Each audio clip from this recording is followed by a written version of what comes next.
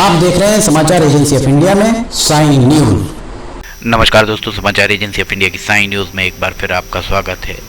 मध्य प्रदेश के सिवनी जिले में आपदा जब सिवनी में थी, अर्थात कोविड का कहर था पूरे देश में, पूरे विश्व में, उस दौरान सिवनी में लगभग 12 करोड़ रुपए का गोलमाल किया गया है केवलारी तहसील में। केवलारी के राजस्व विभाग में ये गोलमाल सामने आया है। समाचार एजेंसी ऑफ इंडिया के सिवनी ब्यूरो से अखिलेश दुबे की रिपोर्ट। जो जानकारी सतही तौर पर सामने आई है, उस जानकारी के अनुसार जनपद के एक लिपिक सचिन दहायक के द्वारा इस पूरे कारगुजारी को अंजाम दिया गया है। हालांकि जिस तरीके से ये RBC 6-4 के तहत जो सहायता राशि दी जाती है, उसमें एक गोलमाल किया गया है और इस गोलमाल में RBC राजस्व पुस्तिका परिपत्र 6-4 के तहत फसल क्षति, मकान क्षति, ओलावृष्टि, ओला पाला, शीतलहर, टिड्डी, बाढ़, आंधी तूफान, पानी में डूबने, करंट लगने, भूकंप आदि या अग्नि की दुर्घटनाओं में मुआवजा देने का प्रावधान है और उसमें 4 लाख रुपए का मुआवजा दिया जाता है। एक अकेला लिपिक इसे अंजाम नहीं दे सकता है, क्योंकि इसमें पुलिस सूचना भी होती है, FIR की कॉपी भी लगती है। अगर किसी का निधन होता है तो मर्ग भी कायम होता है, पोस्टमार्टम रिपोर्ट भी आती है और इस तरीके के मामले को अगर किसी एक लिपिक को पकड़ा गया है तो चेन पूरी लंबी होगी। इस बारे में बिल्कुल आप यकीन मानिए, चैन बहुत लंबी हो सकती है। आइए पुलिस अधीक्षक सिवनी रामजी श्रीवास्तव क्या कह रहे हैं इस बारे में, उनसे हम सुनते हैं। जी, तहसीलदार केवलारी द्वारा थाना केवलारी में एक रिपोर्ट दर्ज कराई गई है। रिपोर्ट के अनुसार उनके मातहत जो एक कर्मचारी सचिन दहायक नाम का व्यक्ति कार्यरत है, उसके द्वारा प्राकृतिक आपदाओं और विभिन्न प्रकार की मृत्युओं के संबंध में जो शासन के प्रावधान है RBC के अंतर्गत जो राहत राशि दी जाती है, उनके फर्जी प्रकरण तैयार कराए जा करके 250 से अधिक खातेदारों के खातों में पैसा ट्रांसफर किया गया है। तहसीलदार की शिकायत पर धारा 420, 467, 468, 471 का प्रकरण दर्ज किया गया है।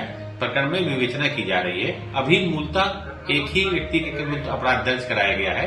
विवेचना में आगे इस बात की छानबीन की जाएगी कि इस मामले में किन किन लोगों की संलिप्तता है। पुलिस अधीक्षक सिवनी रामजी श्रीवास्तव, उनके द्वारा जानकारी दी गई।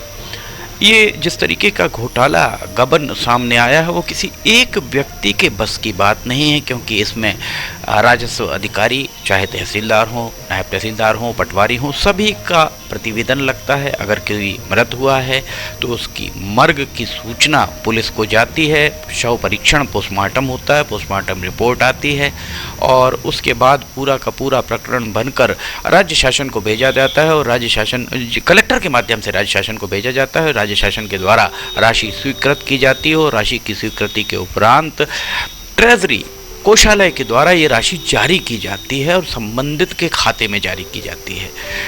इस पूरे मामले में ये बात निकलकर सामने आ रही है कि एक ही व्यक्ति के खाते में 10 से 12 बार अलग अलग राशियां डाली गई हैं और ऐसे बहुत सारे लोग हैं जिनके खातों में लगातार ही राशियां डाली गई हैं।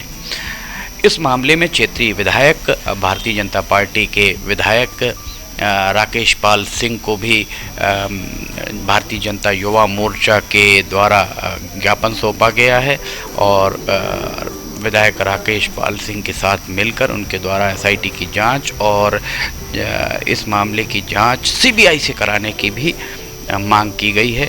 और राकेश पाल सिंह ने मुख्यमंत्री से बात करके इसकी जांच CBI या SIT से कराने की बात कही है। उन्होंने भी इस बात का आश्वासन दिया है। केवलारी के तहसीलदार हरीश लालवानी, उनसे चर्चा करते हैं, वे क्या कह रहे हैं हम आपको सुना रहे हैं। केवलारी तहसीलदार को सुनिए। जी सर, ये जो 11 करोड़ से अधिक राशि का घोटाला सामने आया, क्या है पूरा मामला? ये तहसील कार्यालय केवलारी में एक लिपिक हैं सचिन दहायत, ये अकाउंट का सेक्शन देखते थे और इन्होंने RBC 6-4 जिसमें राहत राशि दी जाती है, ऐसे फर्जी आदेश बना के और करीब 11 करोड़ रुपए इनने अपने परिचितों के खातों में डाल दिए। सर, और किस तरह से किया, मतलब जिंदा लोगों को मरा दिखाया है? अब वो फर्जी नाम बनाए हैं, उसमें मतलब कोई अस्तित्व में नहीं है ऐसे लोग जिनको आदेश बनाया है जिनके उन्होंने।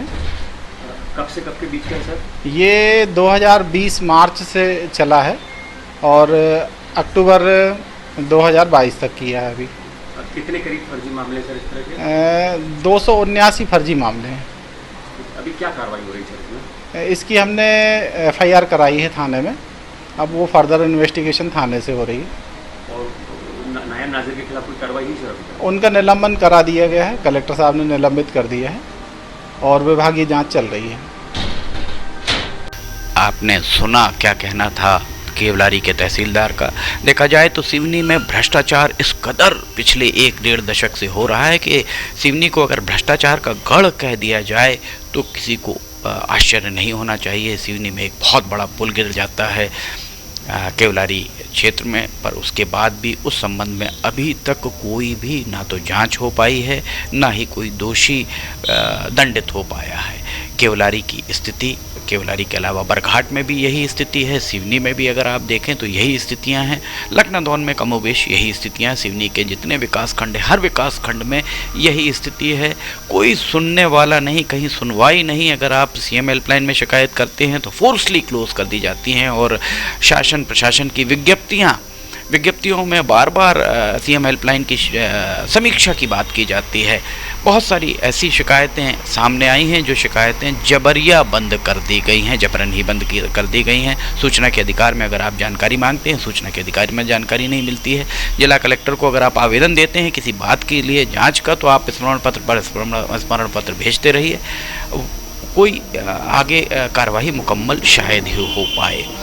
इस तरह से सिवनी में एक छोटे से विकास खंड में अगर लगभग 12 करोड़ रुपए का गबन हुआ है तो ये अपने आप में एक बहुत बड़ी ही बात मानी जा सकती है।